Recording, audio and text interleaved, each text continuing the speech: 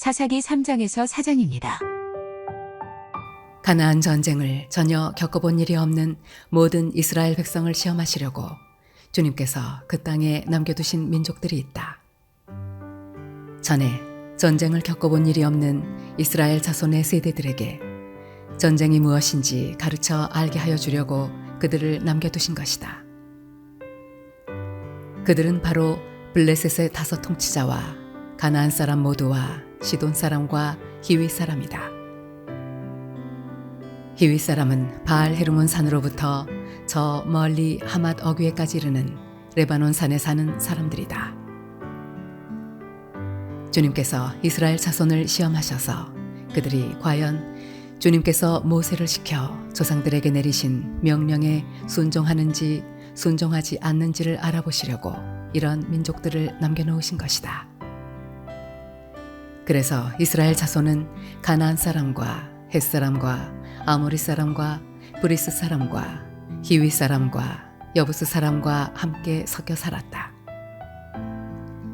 그리고 이스라엘 자손은 그 여러 민족의 딸을 데려다가 자기들의 아내로 삼았고 또 자기들의 딸을 그들의 아들에게 주었으며 그들의 신들을 섬겼다. 이스라엘 자손이 주 하나님을 저버리고 바알과 아세라를 섬겨 주님께서 보시기에 악한 일을 저질렀다.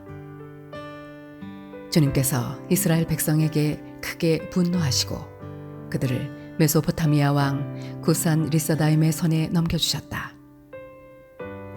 이스라엘 자손이 구산 리사다임을 8해 동안 섬겼다.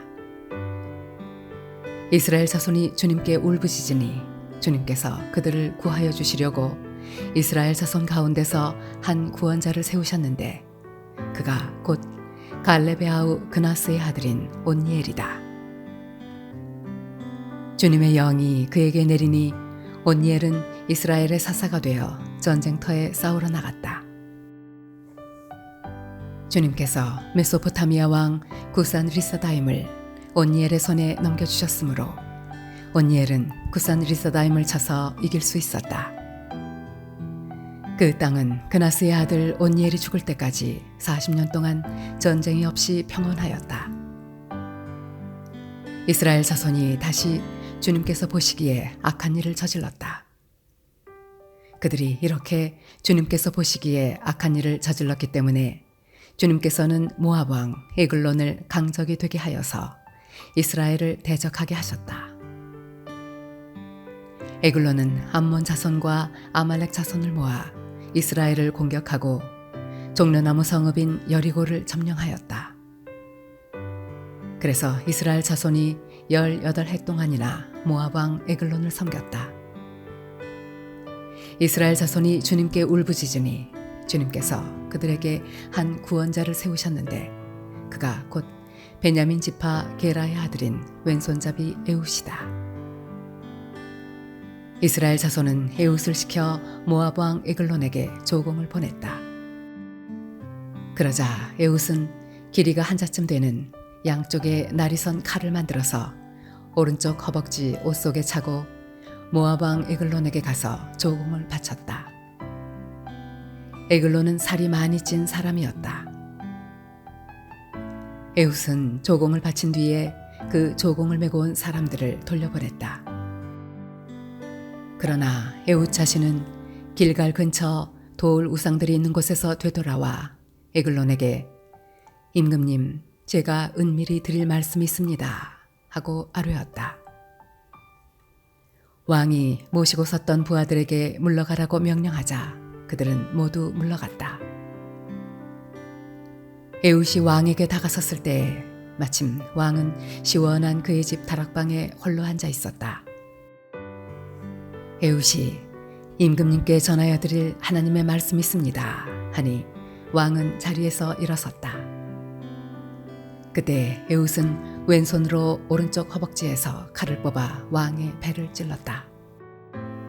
칼자루까지도 칼날을 따라 들어가서 칼끝이 등 뒤로 나왔다. 에웃이 그 칼을 빼지 않았으므로 기름기가 칼에 엉겨붙었다. 에웃은 현관으로 나가 뒤에서 다락방 문을 닫고 걸어 잠갔다. 에훗이 나간 뒤에 그의 부하들이 와서 다락방문이 잠겨 있는 것을 보고 왕이 그 시원한 다락방에서 용변을 보고 있다고 생각하였다. 그러나 오랫동안 기다려도 왕이 끝내 다락방문을 열지 않으므로 열쇠를 가져다가 문을 열고 보니 왕이 죽은 채로 바닥에 쓰러져 있었다. 그들이 기다리는 동안에 에훗은 몸을 피하여 돌 우상들이 있는 곳을 지나서 스이라로 도망쳤다. 그가 그곳에 이르러 에브라임 산간지방에서 소집 나팔을 불자 이스라엘 자손이 그를 따라 산간지방에서 쳐내려갔다. 에훗이 그들을 앞장섰다. 나를 따라라. 주님께서 너희 원수 모압을 너희 손에 넘겨주셨다. 그가 이렇게 외치자 그들이 에훗을 따라 내려가 모압으로 가는 요단강 나루를 점령하고 한 사람도 건너가지 못하게 하였다. 그때 그들이 쳐 죽인 건장하고 용맹스러운 모압 군인의 수는 모두 10,000명이나 되었는데 한 사람도 도망치지 못하였다. 그날 모압은 굴복하여 이스라엘의 통치를 받게 되었고 그 뒤로 그 땅에는 80년 동안 전쟁이 없이 평온하였다. 에훗 다음에는 아나세 아들 삼갈이 사사가 되었다. 그는 소를 모는 막대기만으로 블레셋 사람 600명을 쳐 죽여 이스라엘을 구하였다. 에훗이 죽은 뒤에 이스라엘 자손은 다시 주님께서 보시는 앞에서 악한 일을 저질렀다. 그래서 주님께서는 하솔을 다스리는 가나안 왕 야빈의 손에 그들을 내주셨다. 그의 군 지휘관은 이방인의 땅 하로셋에 사는 시스라였다. 야빈은 철병거 900대를 가지고 있었으며 20년 동안 이스라엘 자손을 심하게 억압하였다. 그래서 이스라엘 자손은 주님께 울부짖었다. 그때 이스라엘의 사사는 랍비도세 아내인 예언자 드보라였다. 그가 에브라임 산간 지방인 라마와 베델 사이에 있는 드보라의 종려나무 아래에 앉아 있으면 이스라엘 자손은 그에게 나와 재판을 받곤 하였다. 하루는 드보라가 사람을 보내어 납달리의 게데스에서 아비노함의 아들 바락을 불러다가 그에게 말하였다.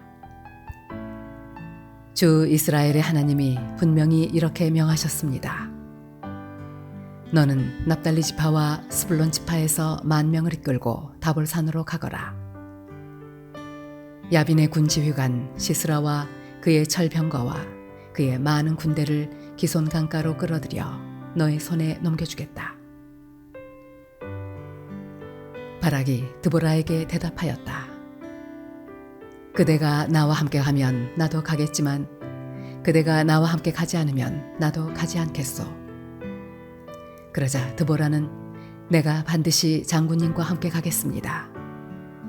그러나 주님께서 시스라를 한 여자의 손에 내주실 것이니 장군께서는 이번에 가는 길에서는 영광을 얻지 못할 것입니다. 하고 일어나 바락과 함께 게데스로 갔다. 바락이 스불론과 납달리 지파를 게데스로 불러 모았다. 바락이 10,000명의 군사를 이끌고 쳐 올라갔고 드보라도 그와 함께 떠났다.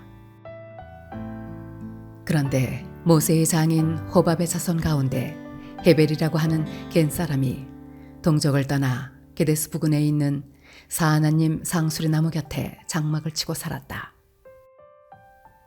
시스라는 아비노함의 아들 바락이 다볼산으로 올라갔다는 소식을 전하여 듣고 그의 전 병력 곧 900대의 철병거와 그가 거느린 온 군대를 이방인의 땅 하로셋에서 기손 강가로 불러 모았다. 드보라가 바락에게 말하였다. 자, 가십시오. 오늘이 바로 주님께서 시스라를 장군님의 손에 넘겨주신 날입니다. 주님께서 친히 그대 앞에 서서 싸우러 나가실 것입니다. 그래서 바락은 10,000명의 병력을 이끌고 다볼산에서 쳐내려갔다.